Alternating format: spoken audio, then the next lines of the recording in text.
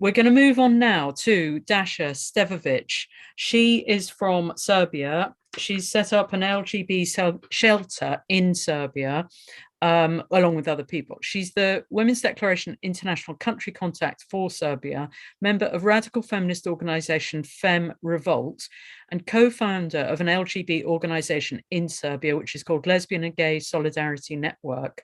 She's going to talk to us about the shelter and anything else that you want to. So thank you so much, Daša, and over to you. I'm a member of Lesbian and Gay Solidarity Network.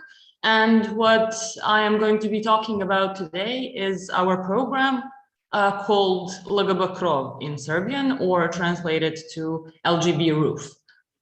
This is a shelter that we have founded here in Belgrade, Serbia, that provides housing to young gays and lesbians facing homelessness, usually due to a lack of parental support caused by homophobia. First of all, the organization was founded in September 2020, and LGB Roof is a program that started as soon as the organization launched. We were founded out of necessity for a different kind of LGB organizing, due to the fact that local LGBT plus organizations that are all well-funded never even tried to combat more serious existential socioeconomic issues within the community. But they usually base their work on online presence and Pride Parade, which happens once a year. So this program of ours started first with some extensive reading on how different, usually women's shelters, but also some LGBT shelters were founded all over the world. And we found some of the most impressive stories that I have ever read. What we found is that a lot of them were actually funded by only via initiative of only several people who didn't have much resources. There are cases of lesbians opening their own home for young homeless people and so on. So what we're doing is learning from our history, that being both history of women and homosexual movement. So during the first year, the program was functioning in a more unofficial manner. We have set up a network of our own members and some close contacts, and we would handle each case much less formally than we do now, due to the fact that we didn't have much resources.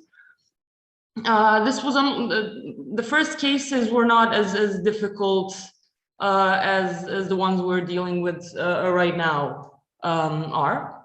And most of the people who turned to us for help were not necessarily homeless. They needed some sort of support, which is lacking from the community itself and the organizations, other organizations. So what we would do, depending obviously on the case, is either advice, and in some more serious cases, we would organize temporary housing or other forms of support.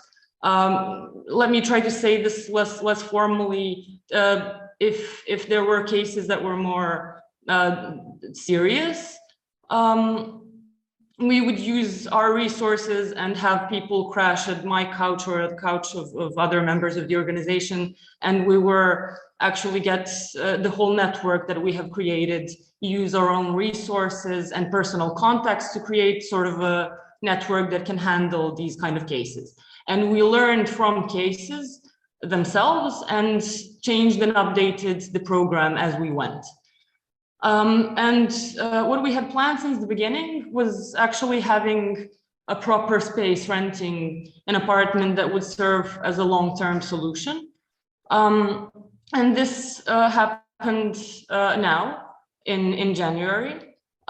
In December last year, we found ourselves in a situation that we need to upgrade the program, become more serious. And now since January, we have officially have an apartment that serves as a safe place for young LGB people running away from homelessness, facing homelessness.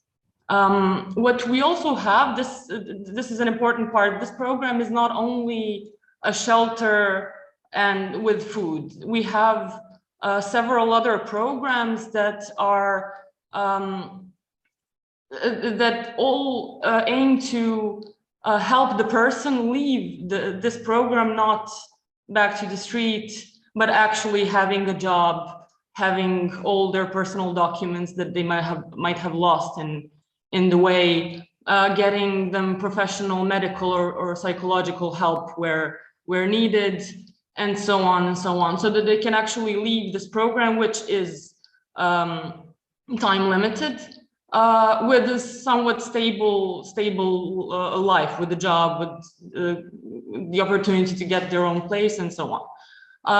Of course, the program has strict documents in place, like a house order and a contract, and all the rules and all the documents that we have designed are checked by a feminist organization with a similar program in place, the one that works with women victims of prostitution and human trafficking. And this is another important thing I would like to address, is that all the processes and this program is entirely modeled by feminist initiatives and previous initiatives that did similar things. One of the reasons this is actually possible is that we have strong contacts with other organizations dealing with either homelessness, marginalized groups, organizations working on socioeconomic issues, and feminist organizations. Everything we don't have, which is many things, we are an informal group, we can figure out by seeking help and contacts with other organizations and individuals. What we have, for example, is a program of psychological support from a close contact of ours that's offered to do pro bono work with our cases. Another member of the organization will soon go through a training for an SOS phone so that we can try and implement that into the program. And what at some point we will try to establish as well is sort of a network of either companies or employers that we can hope to hire our cases, people who go through our program. So as you can see for yourselves, this is a lot of work. It's a lot of work that has already been done, and a lot of work still to be done. One of the most important things to be done is establishing women's shelter, so like another apartment that will function as a female shelter, because for obvious reasons, for obvious principles that we were founded on, we take safeguarding very, very seriously, and we will, as soon as there is need, as soon as we actually have a case that needs to be in a female shelter, we will open another location so that we can handle that as well.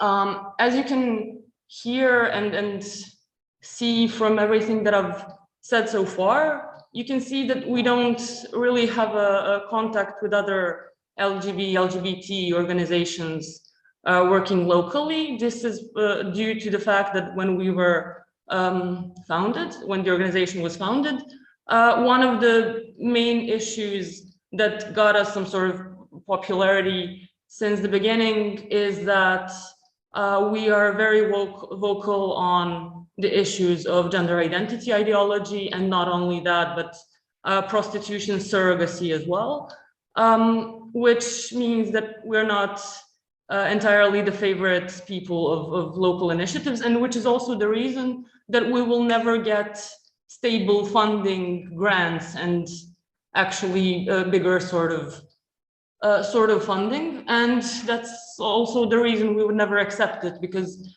those kind of grants and fundings usually come with a mandatory ideology, unfortunately in this case, gender identity ideology and neoliberal ideology, which is not something that we would ever accept. It goes against every principle that we have set up, which brings me to an important point. What we do right now, how we fund this entire program, is that we rely on small donations. Apart from all our membership fees, the organization is now 20 people strong. Apart from our own membership fees going directly to the fund for LGB Roof, we have set up a Patreon. I will send the link to the chat in a second. And we have figured out that this project will be in a way sustainable when we have a lot of small donations supporting this idea. And one of the reasons why we have to rely on international support from all the organizations and individuals fighting gender identity ideology is exactly the reason that we couldn't ever get any sort of proper grants or funding. This is why any share of our Patreon and our program would be much appreciated. And as well, of course, any kind of small donations starting from €3 or €5 a month means a lot to us, means that actually we can be sure that this program will become sustainable and can actually be stable and function for years.